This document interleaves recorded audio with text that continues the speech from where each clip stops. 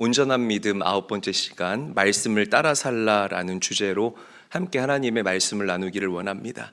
자, 하나님은 우리 사람들에게 약속의 말씀을 주시고 그리고 그 약속대로 일하시는 하나님이십니다.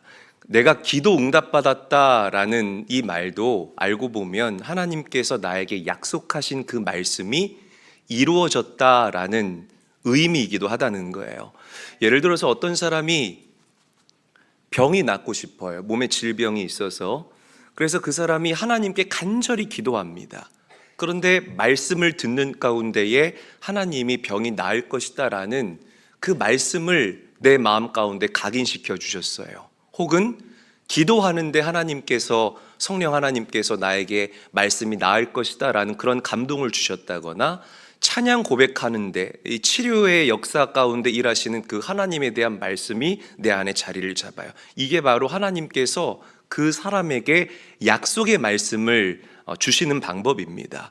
그래서 이 사람이 그 약속의 말씀을 붙잡고 간절히 하나님께 기도해요. 그러다 보면 어느 날 이 하나님의 약속의 말씀대로 내 병이 낫게 되는 놀라운 삶의 열매가 맺혀지게 된다는 사실을 믿으시기를 바랍니다.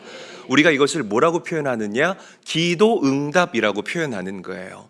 자, 그런데 여기서 중요한 것은 내가 응답받았다라는 그 기도의 응답이 중요한 것이 아니라 나에게 말씀하신 하나님의 말씀이 중요하다라는 사실을 여러분들이 명심하시고 기억해야 합니다. 사랑하는 제일교회 성도 여러분, 기독교 신앙은 말씀의 신앙이에요. 믿으시면 아멘 합시다. 하나님은 언제나 여러분들에게 응답보다 항상 말씀을 먼저 주신다는 사실을 믿으시기를 바랍니다. 그러면 누가 질문할 수 있을 거예요. 목사님, 말씀 없는 응답이 있을 수가 있을까요? 아니요, 절대 없습니다. 왜냐하면 이유는 간단해요. 말씀이 없이 무언가 여러분들이 소원하는 바나 아니면 기도가 응답되는 일들이 일어나게 되면 사람들은 이 일이 하나님께서 하신 일이라고 절대 이야기하거나 고백하지 않습니다.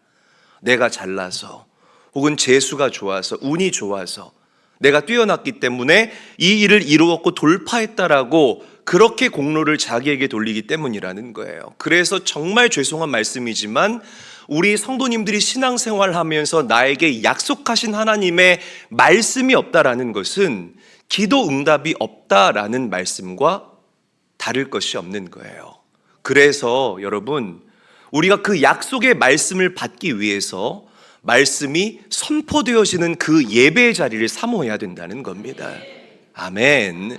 기도의 자리를 사모해야 되고 찬양이 울려 퍼지는 그 예배의 자리를 우리가 사모해야 합니다. 그래야 그런 여러 가지 다양한 루트들을 통하여서 하나님께서 여러분들에게 응답에 대한 그 약속의 말씀을 던져주시고 심어주시기 때문이라는 거죠. 자, 우리 본문 1절 말씀도 함께 한번 읽어보도록 하겠습니다. 한 목소리로 읽습니다. 시작. 여호와께서 말씀하신 대로 사라를 돌보셨고 여호와께서 말씀하신 대로 사라에게 행하였었습니다. 자, 말씀하신 대로에 제가 빨간색으로 표시를 해두었죠. 말씀하신 대로 굉장히 중요합니다. 그러니까 말씀하신 대로 하나님께서 돌보셨고 말씀하신 대로 이루었다라는 것을 성경이 저와 여러분들에게 그대로 증거하고 있어요. 아브라함이 갈대아 우르를 떠날 때에 하나님께서 아브라함에게 말씀하십니다. 뭐 하셨다고요? 뭐 하셨다고요? 말씀하셨다는 거예요. 아브라함아, 내가 너로 하여금 큰 민족을 이루게 하겠다. 그로부터 25년이라는 시간이 흘렀습니다. 아브라함이 100세가 되던 그때에 하나님께서는 아브라함에게 말씀하신 그대로, 약속하신 그대로 이삭을 선물로 주셨고 아브라함으로 하여금 웃게 하시고 감사하게 하신 줄로 믿으시기를 바랍니다. 비록 25년이라는 시간이 흘렀어요. 그런데 하나님의 말씀이 사라지거나 소멸됐습니까? 그렇지 않았다는 거예요. 하나님의 말씀을 기다리는 동안 물론 아브라함이 제풀에 지치고 믿음 없는 모습을 보여주기도 했지만 결국에는 그 하나님의 말씀은 사라지지 않았고 아브라함의 삶 가운데에 응답이 되어서 찾아오게 된 줄로 믿으시기를 바랍니다. 여러분, 우리가요 상황이나 형편을 바라보면서 안 됩니다, 이거 틀렸습니다 우리가 뭐 재정이 모자릅니다. 이렇게 할 필요가 없다라는 겁니다. 하나님은 신실하신 분이시기 때문에 약속하신 것이라면 어떤 경우가 있더라도 반드시 이루어 주시는 하나님이시기 때문이라는 거예요. 아멘. 이 믿음이 여러분들에게 있어야 돼요. 할렐루야. 자, 민수기 23장 19절 말씀 함께 한번 읽어보죠. 한 목소리로 읽습니다. 시작.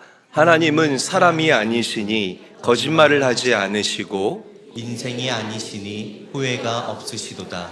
어찌 그 말씀하신 바를 행하지 않으시며 하신 말씀을 실행하지 않으시랴. 아멘. 자, 여호수아 한번 우리가 조명해 봅시다. 여호수아가 가나안 땅에 처음 들어가자마자 치러야만 했던 그 전쟁이 바로 난공불락의 요새였던 그 여리고성 전쟁이었습니다.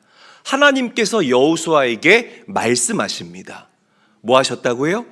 그렇죠. 말씀하셨다는 거예요. 여호수아야, 매일같이 너가 하루에 한 바퀴씩 그 여리고성을 돌고 마지막 7째 날에는 너희가 그 여리고성을 7바퀴를 돌고 모든 이스라엘 백성들이 함성을 질러라. 여호수아가 하나님의 말씀을 받고요, 그대로 순종했어요. 여호수아가요, 하나님, 이거는 선 좀 세게 넘으시네요.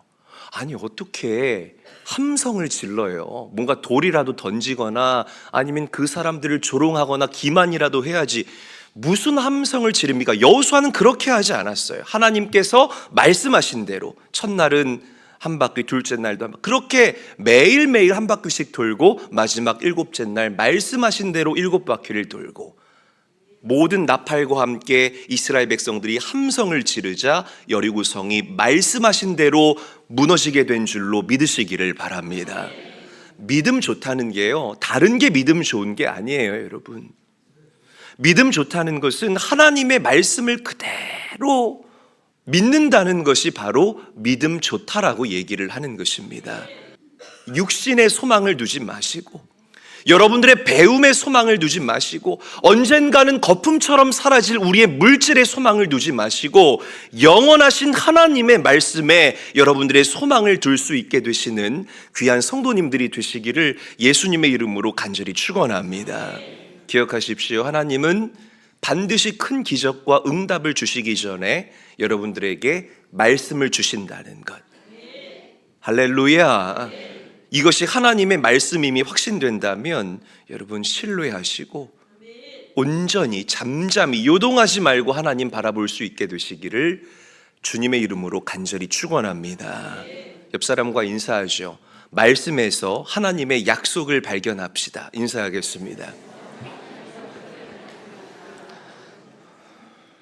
자, 그렇다면 여러분, 우리가 언제 기뻐할 수 있겠습니까? 언제 세상이 줄 수 없는 그런 큰 기쁨과 감사와 감격과 미소가 여러분들에게 찾아올까요? 당연히 기도응답 받았을 때라는 거죠. 다시 말해서 하나님의 그 말씀이 여러분들 삶 가운데 성취되고 실제가 될 때에 우리는 기뻐하고 감사하고 환하게 웃을 수 있다라는 거예요. 자, 본문 3절에 보면 아브라함이 아들 이삭을 낳고는 그 아들을 낳고는 그 이름을 이삭이라고 불렀어요. 이삭이라는 이 이름의 뜻은 기쁨 그리고 웃음이라는 뜻입니다. 그리고 이 이삭 때문에 정말 이 아브라함의 가문이 웃을 일들이 가득해지는 기가 막힌 역사가 일어나게 됩니다. 자, 아들 이삭을 90세의 그 품에 안은 이 사라가요, 얼마나 기뻤을까요?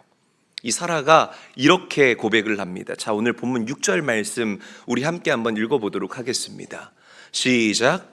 사라가 이르되 하나님이 나를 웃게 하시니 듣는 자가 다 나와 함께 웃으리로다. 아멘. 도저히 아이를 낳을 수 없는 그 형편과 상황에 나에게 아이를 갖게 하셔서 나의 절망을 나의 기쁨으로 바꿔주시고 나의 눈물을 닦아주시고 나를 웃게 하시는 하나님, 나를 웃게 하시는 하나님, 나를 웃게 하시는 그 하나님. 여러분, 저는요, 이 사라가 고백했던 나를 웃게 하시는 하나님이라는 이 고백이 얼마나 좋고 얼마나 행복한지 몰라요. 한번 저를 따라 할까요? 나를 웃게 하시는 하나님. 웃으면서 좀 따라해요. 나를 웃게 하시는 하나님. 그래요. 하나님은 웃음을 잃은 자들에게 다시금 웃을 수 있는 일들을 선물하여 주시는 분이라는 사실을 믿으시기를 바랍니다. 절망적인 여러분들 상황 가운데 그분은 반드시 개입하세요. 여러분들을 그냥 고아처럼 내버려 두지 않으시고 반드시 여러분들 삶 가운데 개입하신다는 거예요. 그래서 나의 눈물을 닦아주시고 나를 웃게 만드시고 질병으로 고통당하는 자들에게 소망을 주시고 치유와 회복을 선물하여 주셔서 그들로 하여금 미소 짓게 만드시는 하나님, 그분이 바로 우리가 믿는 나를 웃게 하시는 하나님이라는 사실을 명심하시기를 바랍니다. 여러분, 믿음의 삶이라는 것은 다른 게 아니에요. 내가 웃는데 누구 때문에 웃을 수 있는 것? 하나님 때문에 웃을 수 있는 것이 바로 우리 제일교회 성도들의 믿음의 삶이 되어야 합니다. 아멘. 아브라함과 사라에게 이삭을 선물로 주어서 그 부부를 웃게 하신 우리 하나님께서는 오늘 여러분들을 웃게 하시기 위해서 당신이 가장 존귀하게 여기시는 당신의 아들 예수 그리스도를 이 땅에 보내주셨습니다. 누구든지 예수를 믿고 구원받기만 하면 진짜 인생의 기쁨과 참 의미와 목적을 올바로 알게 된다는 사실을 믿으시기를 바랍니다. 그래서 우리가 예수를 뭐라고 부르죠? 복음이라고 부르는 거예요. 유앙겔리온, 기쁜 소식이라고 우리가 부른다는 것입니다. 여러분, 그렇습니다. 진짜 우리 성도님들이 복음이신 예수 그리스도를 만나면 우리는 가장 먼저 죄사함의 기쁨을 누리게 됩니다. 그 사실 하나만으로도 저와 여러분들은 웃을 수 있는 사람임을 믿으시기를 바랍니다. 그뿐만이 아니에요. 우리가 예수 이름으로 기도하면 응답받습니다. 예수의 이름으로 모든 질병과 저주가 떠나가고 예수의 이름으로 우리가 어려워하는 그 상황들을 돌파해 나아갈 수 있다는 사실을 명심하시기를 바랍니다. 여러분, 하나님은 나를 웃게 하시는 하나님이에요.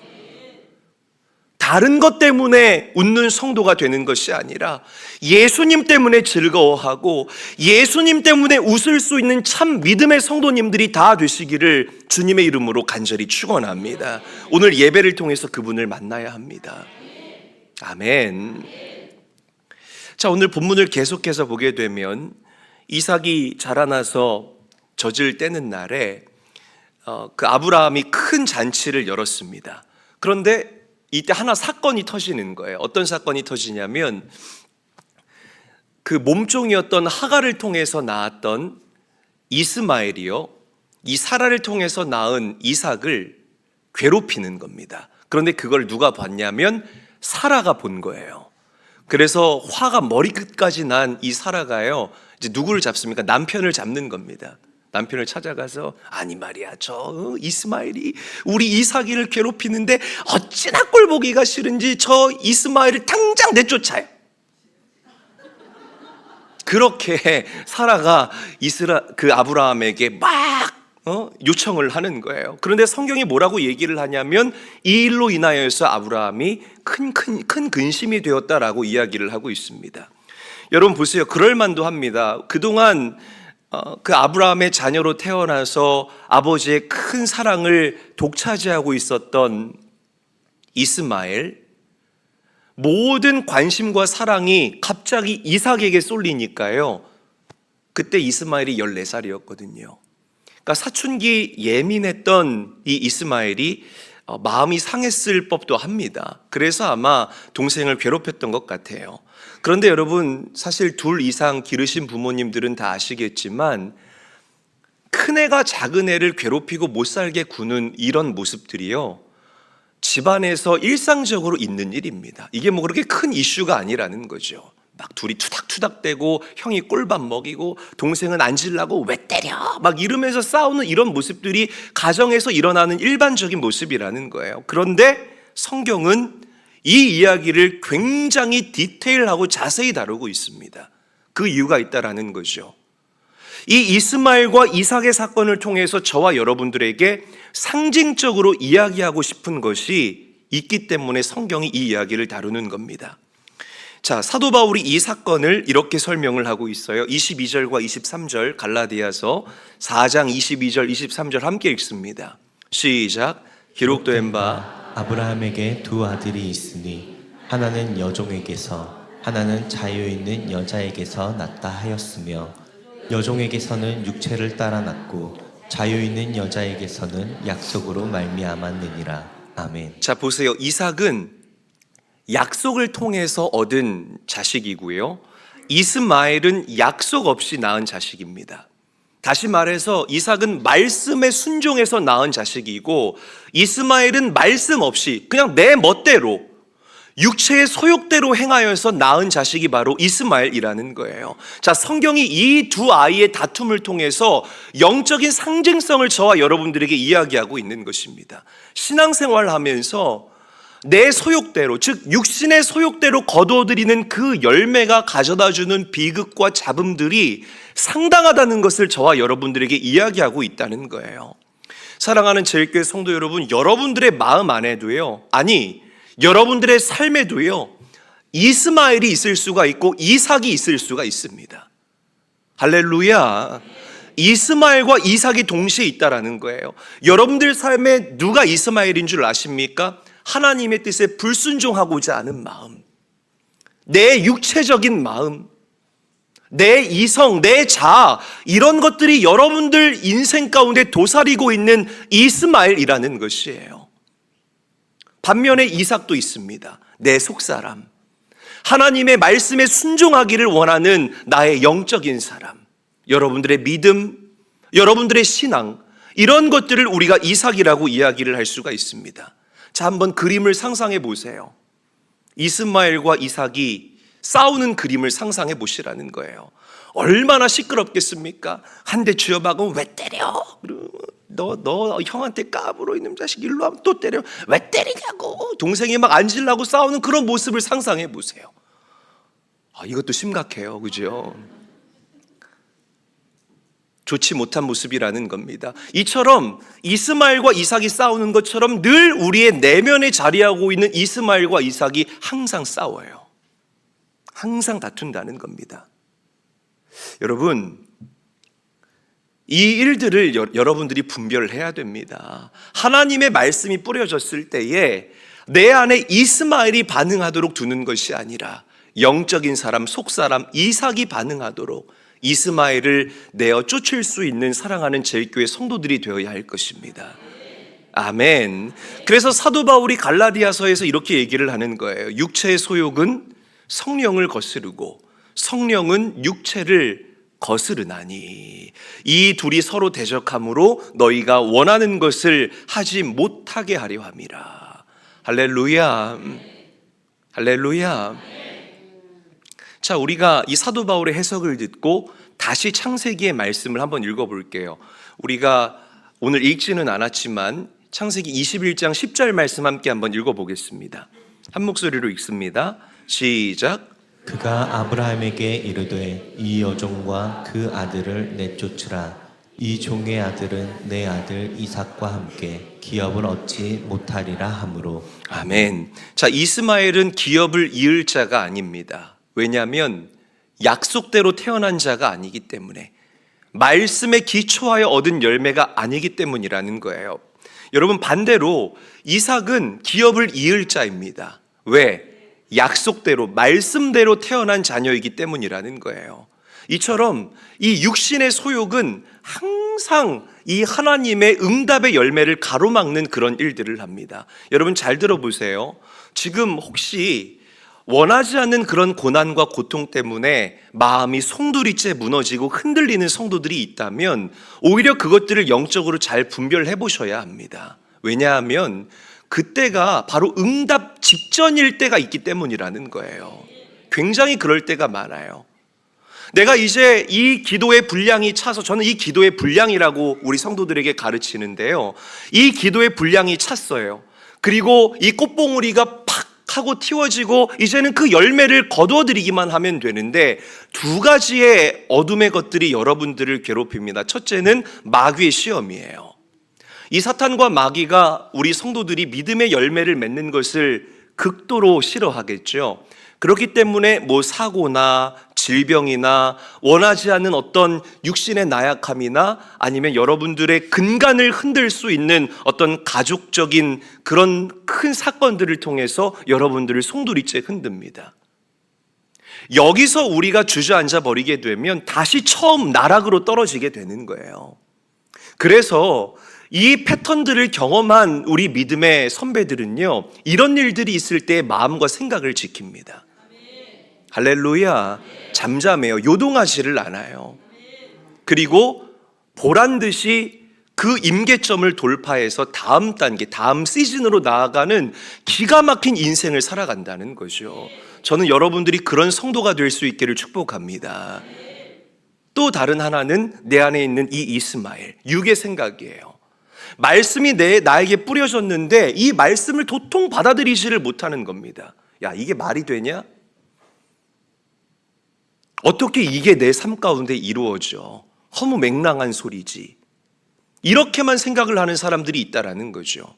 그런 사람들은 자기 크게 일밖에 경험하지 못합니다. 나의 육체의 자아가 하나님의 말씀을 누르고 있게 되는 그런 안타까운 일들이 일어나게 된다는 거죠. 여러분, 저는 이 사라가 이스마엘을 쫓아버리라라고 얘기했던 것처럼, 그리고 아브라함이 마음이 아프지만 그럼에도 불구하고 이스마엘을 결국에는 내쫓아 버렸던 것처럼, 여러분들 삶의 구석구석 자리하고 있는 그 육의 생각들, 육의 자아들, 그 이스마엘들을 가슴 아프지만 내쫓아 버릴 수 있는 그런 제일교회 성도님들이 될 수 있기를 주의 이름으로 축복합니다. 아브라함이 왜 가슴이 안 아팠겠어요? 14년 동안이나 기른 내 자녀인데 그럼에도 내쫓아야만 했다라는 거예요. 왜? 기업을 물을 수 있는 자가 아니기 때문이라는 것입니다. 이 이스마엘을 가지고서는 약속이 성취될 수 없었기 때문이라는 거예요. 아프지만 내가 수년 동안 해왔던 루틴이기 때문에 이 습관을 고치기 힘들겠지만 그럼에도 불구하고 여러분 결단하셔야 됩니다. 큰 소리로 아멘. 결단하셔야 됩니다. 여러분들 안에 자리하고 있는 이 이스마엘들을 예수의 이름으로 내어 쫓게 되시기를 주의 이름으로 축복합니다. 말씀을 맺기를 원합니다. 마지막으로 이 기도의 아버지라고 불리우는 조지 뮬러 목사님께서 일생의 좌우명으로 삼았던 그 이야기를 소개하고 말씀을 맺겠습니다. 간단합니다. 이분이 이렇게 고백했어요. 앞서지 말자. 결코 앞서지 말자. 하나님보다, 기도보다, 성령님보다 앞서지 말자. 아멘. 오늘부터 여러분 다시 여러분들의 마음을 새롭게 하시기를 바랍니다. 새롭게 하는 게 굉장히 중요해요. 제가 이번 주 금요일에도 얘기했지만 새 포도주는 새 부대에 담아야 합니다. 할렐루야. 왜냐하면 이 새 포도주를 낡은 부대에다가 담잖아요. 그러면 이 포도주가 숙성하면서 가스를 내뿜거든요. 그래서 이 낡은 가죽 부대가 부풀어 오르면서 결국에는 터져버리고 말아요. 그러면 그 안에 정말 힘들게 귀한 포도로 담근 그 포도주를 우리가 절대로 쓸 수 없게 되는 것과 똑같습니다. 우리가 하나님의 새 은혜를 담기 위해서는 여러분들이 이스마엘을 내어 쫓고 그를 끊어내고 이삭만을 남겨둔 채 새 부대가 되어 그 말씀을 받아야 합니다. 그래야 말씀이 여러분들 안에서 숙성되어지고 또 여러분들 삶 가운데에 하나님의 응답을 가져다주는 기가 막힌 하나님의 처방이 된다는 거예요.